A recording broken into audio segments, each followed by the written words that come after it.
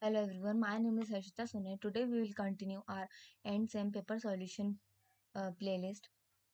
Question number 7, A part. Explain the K-mean clustering algorithm with the steps. Discuss how initial centroids influence results.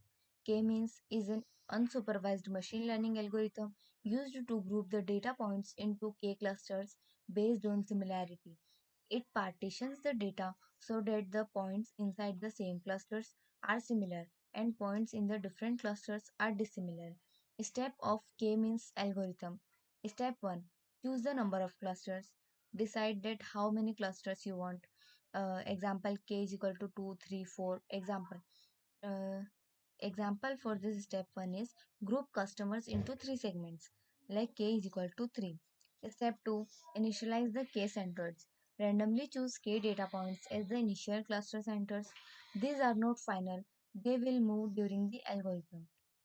Step 3. Assign each data points to the nearest centroid. Calculate the distance between each data point and each centroid. Common distance is equal to Euclidean distance. Assign data points to the cluster whose centroid is closest.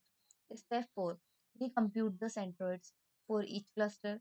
Calculate the mean of all the points in that cluster. This mean become the new centroid. Step 5. Repeat the step 3rd and 4th. Continue updating assignments and centroids until no point changes its cluster or centroids stop moving or makes iterations reached. Step 6. Final cluster. The algorithm outputs k-stable clusters, each with a centroid in a data point. Initial centroids play an important role in k-means because the algorithm may converge to a local optimum. Effect of initial centroids. Different starting points, different clusters. Because centroids are chosen randomly, the final clusters may change every time. Example, if initial centroids are placed closer to each other, some clusters may end up empty or poorly formed. Poor initial centroids, incorrect or unstable clusters. If centroids start in wrong position, points may be misclassified. Clusters may not be meaningful. Results may not be converged well. Third point, good initial centroids, faster convergence. If initial centroids are chosen wisely, algorithm becomes stable, convergence is faster, clusters are more accurate. Fourth, k-means plus plus solve this problem. K-means plus plus chooses initial centroids in a smarter way. First centroid is random, then each next centroid is chosen far from the existing ones, leads to better results and faster convergence. Let's come to the part B of question number 7. Completely demonstrate the clustering algorithm and compute a Kenan classification example using a Euclidean distance. K-means clustering algorithm. K-means is an unsupervised machine learning algorithm used to group data points into K clusters based on similarity. It partitions the data so that the points inside the same clusters are similar and points in different clusters are dissimilar. Part 1. Demonstration of clustering algorithm. Simple example. We will cluster 6 point into k is equals to 2 clusters. Dataset. A is equals to 1 1, B is equal to 2 1, C is equals to 4 3, D is equals to 5 4, E is equal to 1 2, and F is equals to 6 4.